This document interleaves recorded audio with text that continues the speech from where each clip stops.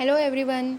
तो आज के इस वीडियो में हम पढ़ेंगे जो डिफरेंट टाइप्स के स्टेरॉइड्स हैं, वेदर इट इज़ कॉर्टिकोस्टेरॉइड और मिनरलोकॉर्टिकॉइड्स।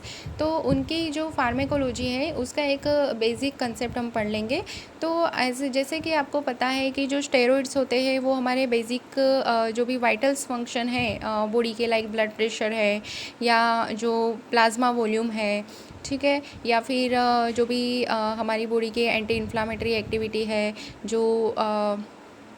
जो भी हमारी ब्रेन की जो मूड जो होता है या हमारा स्ट्रेस लेवल होता है, उसको जो मेंटेन करने का जो डिफरेंट टाइप्स का जो वाइटल फंक्शन है, वो हमारे जो बॉडी के जो नेचुरली प्रोड्यूस जो स्टेरॉइड होते हैं वो उसमें उसका बेसिक रोल होता है, ठीक है। लेकिन जब ये स्टेरॉइड हम सिंथेटिकली बाहर से ड्रग के रूप में देते हैं और जब इनका ओवरडोज हो जाता है तो वो एडवर्स इफ़ेक्ट और डिफरेंट काइंड्स के डिसीज़ प्रोड्यूस करते हैं, ठीक है। समझ में आया? तो ये जो स्टेरॉइड होते हैं वो नेचुरल स्टेरॉइड भी होते हैं और सिंथेटिक स्टेरॉइड भी होते हैं, जो कि डिफरेंट डिसीज़ कंडीशन में दिए जाते हैं सिंथेटिक स्टेरॉइड, लेकिन उनकी एडवर्स इफ़ेक्ट भी होती है। जबकि जो बॉडी के जो नेचुरल स्टेरॉइड है वो बहुत सारे वाइटल्स उसके रोल्स है, लाइक ब्लड प्रेशर को मेंटेन करना, जो ब्लड की वॉल्यूम को मेंटेन करना, जो भी बॉडी में ग्लूकोज का मेटाबॉलिज्म, प्रोटीन का, लिपिड का मेटाबॉलिज्म है ना, ये सभी को मेंटेन करने का काम जो हमारे नेचुरल स्टेरॉइड होते हैं, लाइक कोर्टिसोल है,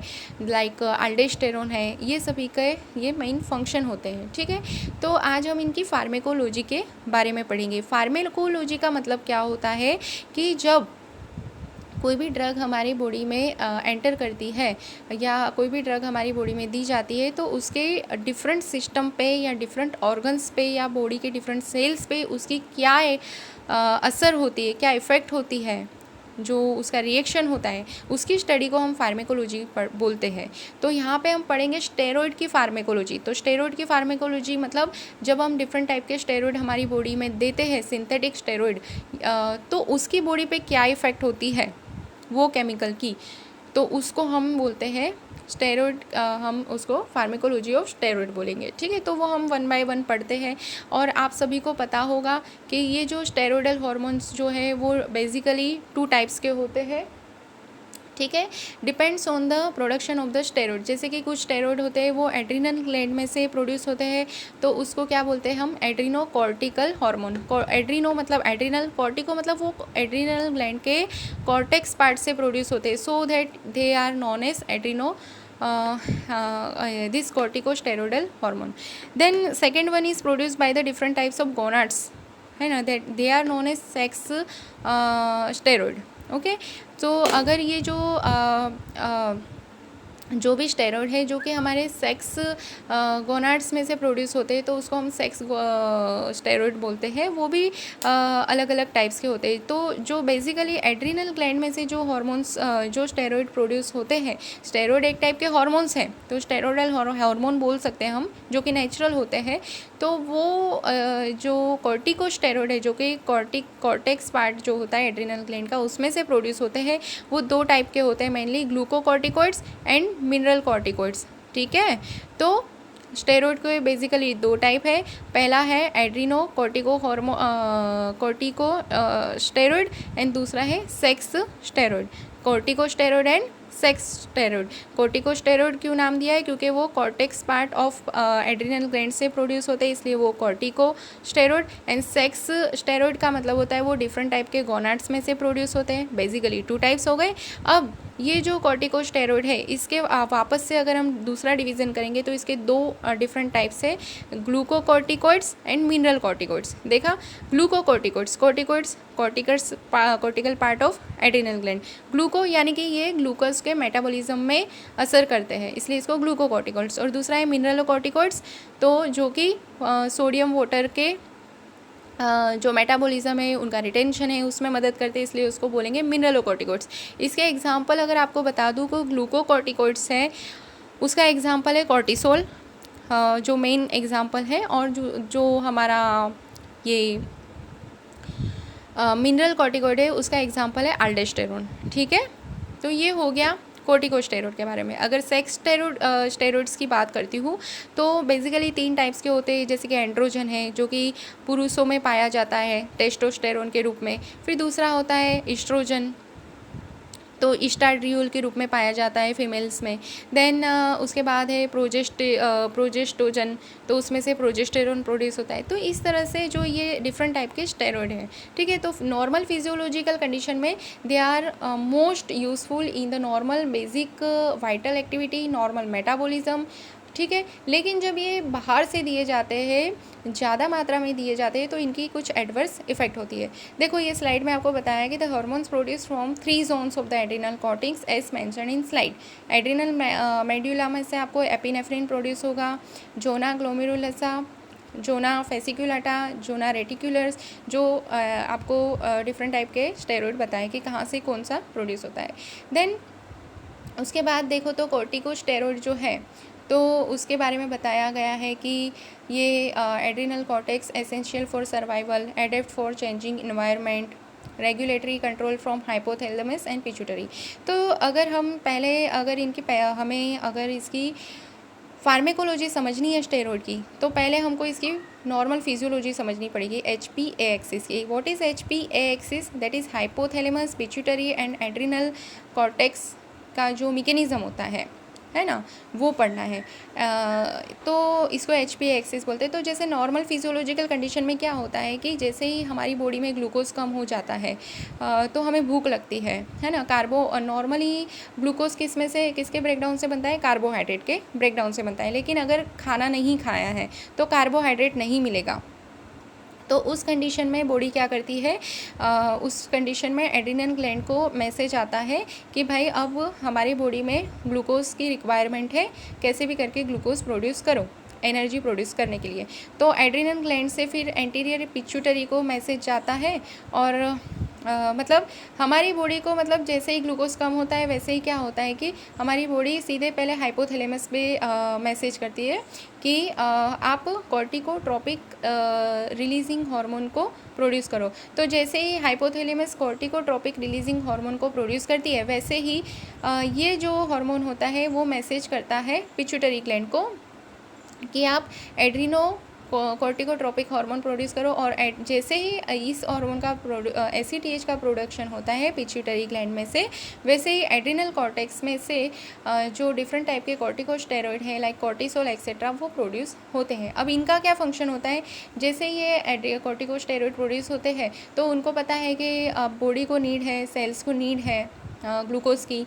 तो वो लोग को पता है कि फूड तो है नहीं, तो वो लोग पहले लीवर के पास जाते हैं। लीवर में क्योंकि ग्लाइकोजन के रूप में कार्बोहाइड्रेट स्टोर होता है। जब भी बॉडी खाना खाया, जितना ग्लूकोज यूटिलाइज होना था वो हो गया, कार्बोहाइड्रेट का ब्रेकडाउन करके ग्लूकोज बना, ग्लूकोज जितना यूटिलाइज होना था यूटिलाइज हो गया।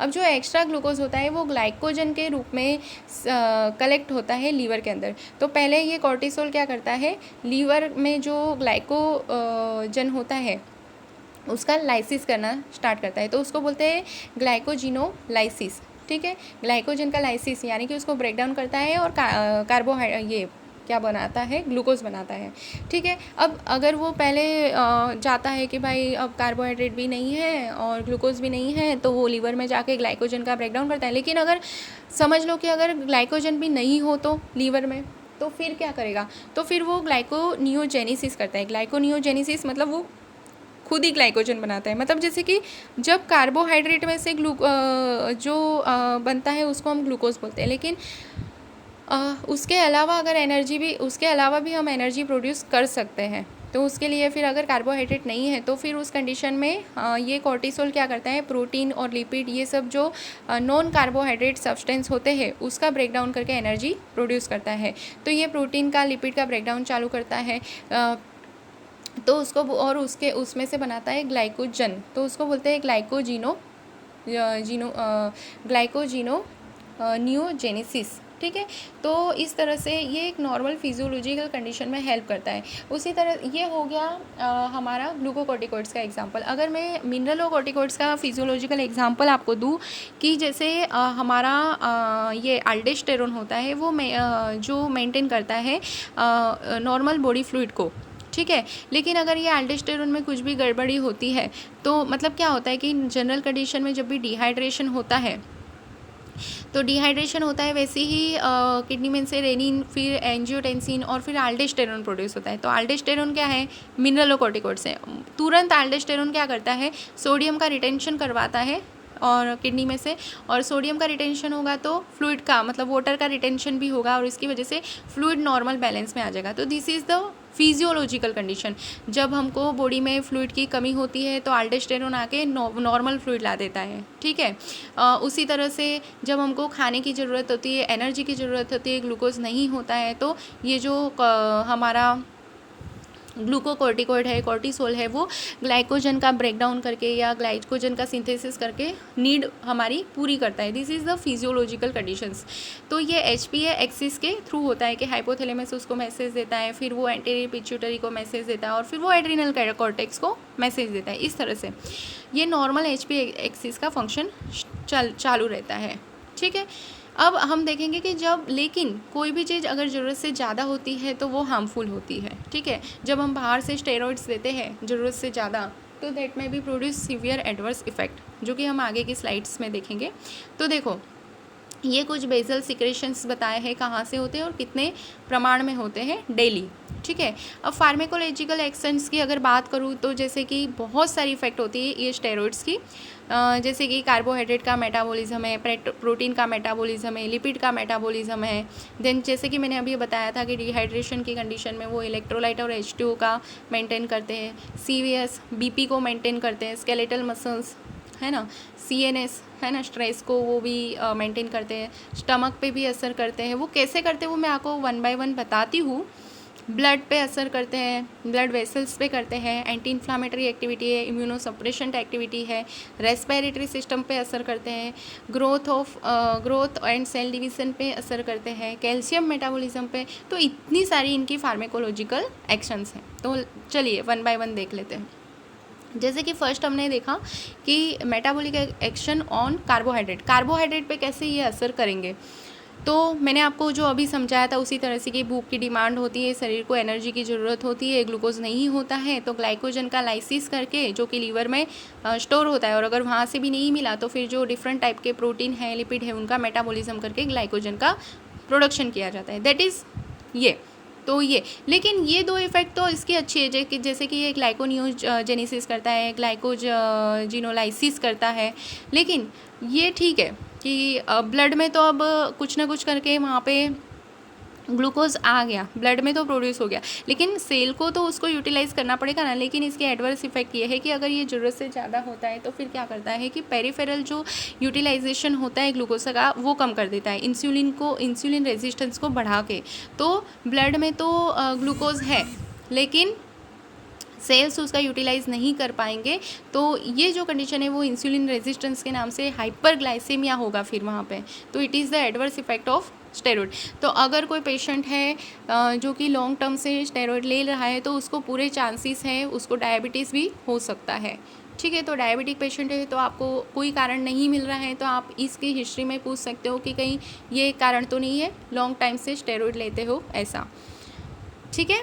फिर सेकेंड हम देखेंगे लिपिड मेटाबॉलिज्म। जैसे कि मैंने आपको बताया कि अगर उसको नहीं मिल रहा है तो वो लिपिड और प्रोटीन का यूज़ करता है ग्लूकोज के प्रोडक्शन के लिए, एनर्जी प्रोडक्शन के लिए। तो वो लिपिड का मेटाबॉलिज्म करता है वो तो ठीक है, लेकिन लिपिड का फिर डिफरेंट टाइप्स में डिस्ट्रीब्यूशन कर देता है जहाँ पे ज़रूरत नहीं होती है। तो उसके वजह से आपको डिफरेंट टाइप के साइंस देखने को मिलेंगे, जैसे कि मून फेस है, पूरा मूल जो फेस है उसका स्वेलिंग मिलेगा आपको। बफेलो हम्प है, जो आपके ये शोल्डर वाला पार्ट है, बैक वाला पार्ट है, वहाँ पे अननेसेसरी फैट का एक्यूमुलेशन कर देगा, तो दैट इज़ बफेलो हम्प। तो ये सब साइन आपको मिल सकते हैं लिपिड मेटाबॉलिज्म की वजह से। देन थर्ड जो मैंने आपको बताया था कि प्रोटीन मेटाबॉलिज्म पे भी इसकी असर होती है, ठीक है। ग्लूकोज को प्रोड्यूस करने के लिए वो प्रोटीन का मेटाबॉलिज्म करता है, वो ठीक है। लेकिन एक्सेसिव जब इसका प्रोटीन का मेटाबॉलिज्म होता है तो वहाँ पे मायोपैथी होती है, डिफरेंट टाइप की स्केलेटल मसल्स पे असर होती है, मसल बल्क कम होने लगता है, मसल्स का जो नॉर्मल फंक्शन होता है उसमें भी ऑल्ट्रेशन होता है। ज़्यादातर प्रॉक्सिमल मसल पे इसका असर देखा जाता है, तो ये अच्छा नहीं है। तो अगर किसी में मस्कुलर मायोपैथी दिख रही है तो आप उसमें हिस्ट्री में स्टेरॉइड का भी एक रोल हो सकता है, वो कंसीडर करके देख सकते हो। ठीक है, उसी तरह से अगर किसी को आपको इस तरह का फेस स्वेल दिख रहा है ना, तो भी आप इसका एक हिस्ट्री टेकिंग में ले सकते हो।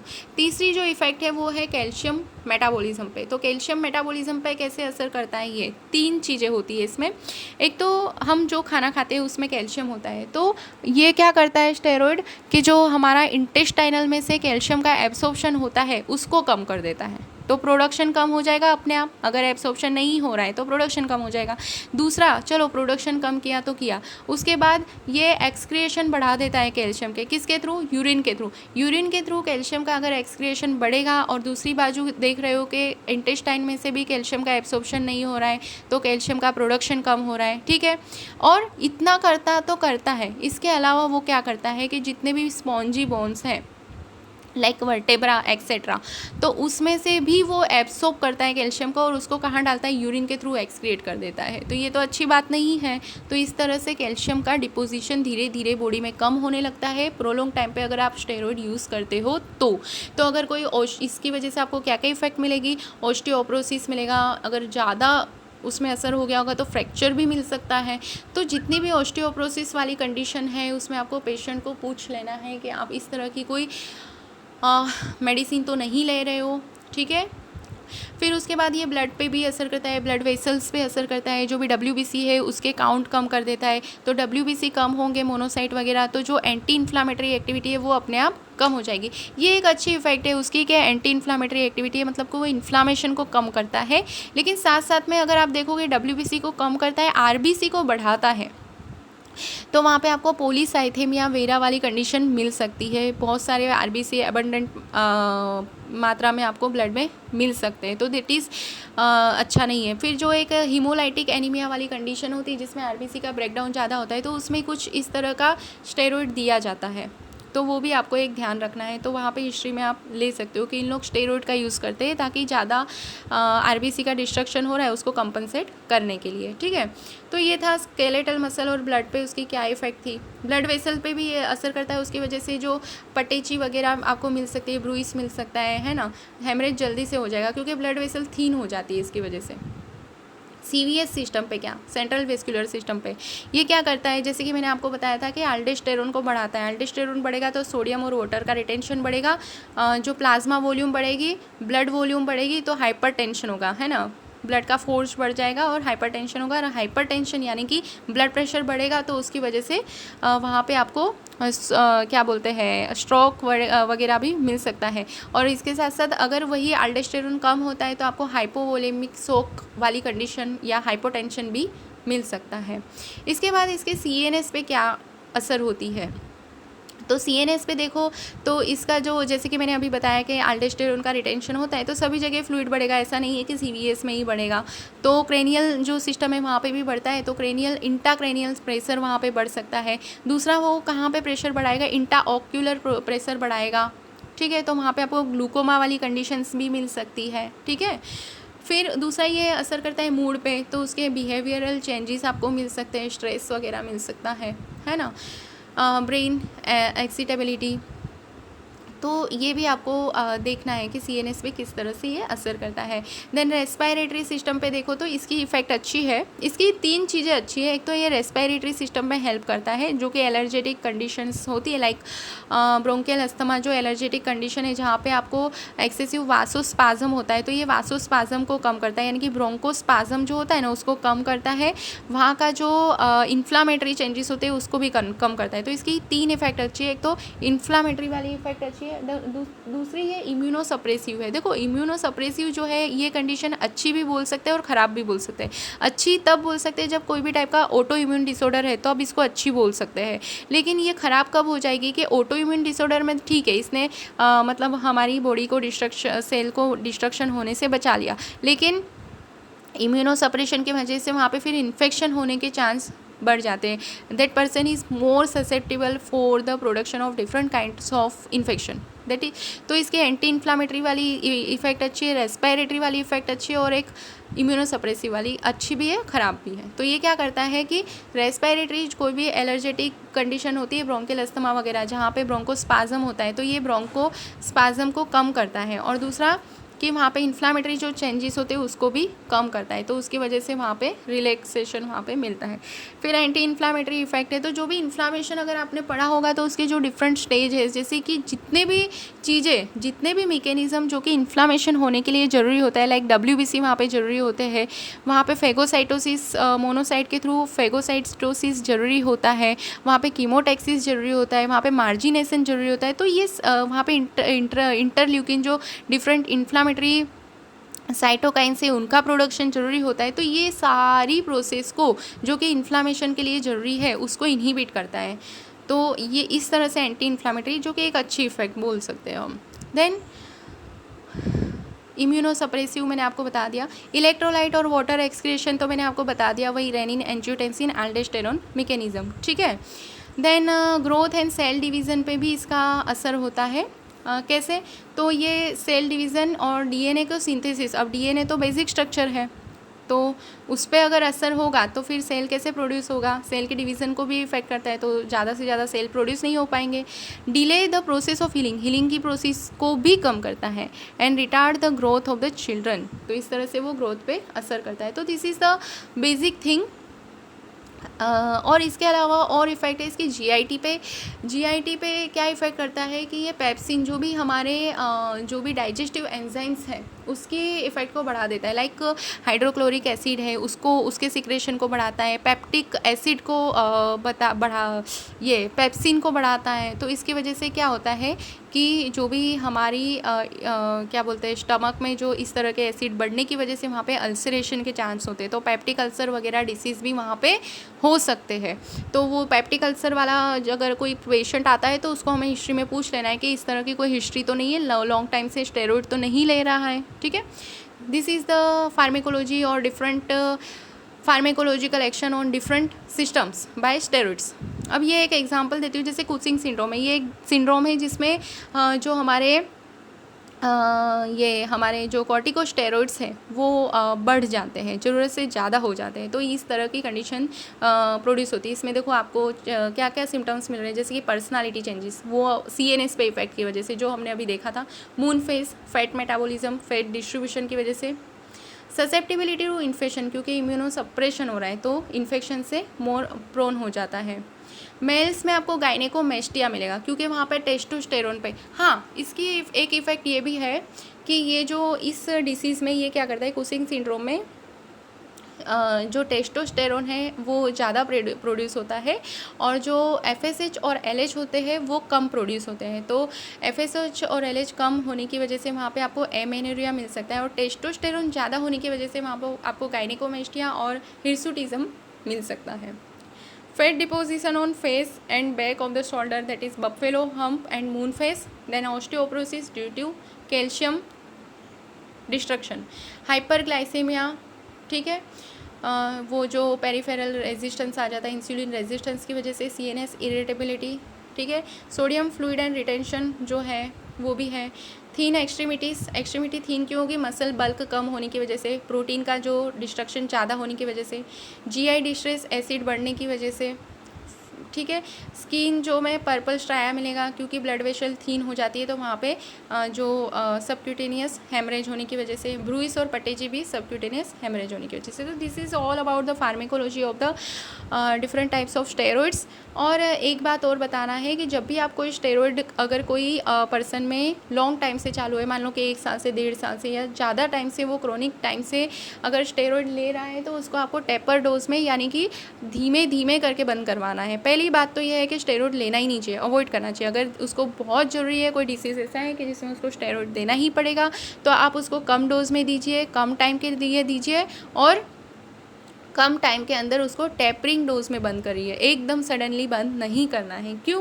क्योंकि लाइक जैसे कोई व्हीकल है, कोई मशीन है, अगर वो लॉन्ग टाइम से बंद है, तो अब जैसे HPA एक्सिस है, तो उसको बॉडी क्या करती है, वो डिपेंड हो जाती है सिंथेसिस हॉर्मोन्स पे, सिंथेसिस स्टेरॉइड पे। अगर आप बाहर से स्टेरॉइड दे रहे हो तो बॉडी को पता चल जाता है कि अब मुझे खुद से प्रोड्यूस नहीं करना है, मुझे काम नहीं करना है, तो वो काम नहीं करती है, वो स्टेरॉइड का प्रोडक्शन बंद कर देती है। ठीक है, अगर आप ऐसी कंडीशन में उसको एकदम से स्टेरॉइड बंद करोगे तो क्या होगा, बॉडी भूल जाती है वो मैकेनिज्म स्टेरॉइड के प्रोडक्शन का। तो उसको थोड़ा टाइम देना चाहिए, धीरे धीरे करके बंद करना चाहिए। मान लो कि कोई पर्सन 40 mg स्टेरॉइड ले रहा है तो उसको 20 mg पे करो, फिर उसको 10 mg पे करो, फिर 5 mg पे करो। इस तरह से टैपरिंग डोज बोलते हैं इसको। ठीक है, धीरे धीरे करके कम करना, एकदम से सडनली बंद नहीं करना है, ताकि बॉडी को भी पूरा टाइम मिल सके, HPA एक्सिस है उसको भी पूरा टाइम मिल सके समझने के लिए, उसको फिर से मैसेज मिल सके कि अब मुझे फिर से प्रोड्यूस करना है, बाहर से नहीं मिलने वाला है। और अगर सडनली हम इस तरह से बंद करते हैं, ये जो स्टेरॉइड बाहर से जो देते हैं और सडनली बंद करते हैं, तो वहाँ पे आपको एक्यूट एड्रिनल इनसफिशिएंसी करके डिसीज़ मिलता है, जो कि एक क्रिटिकल कंडीशन है, जो एक्यूट कंडीशन है, जिसमें आपको हाइपोवोलेमिक शॉक तक पेशेंट जा सकता है, डेथ लीडिंग कंडीशन है। तो ये बात का आपको ध्यान रखना है कि स्टेरॉइड जब भी बंद करना है तो टैपरिंग डोज में करना है। Thank you. अगर वीडियो अच्छा लगा हो तो सब्सक्राइब ज़रूर करना।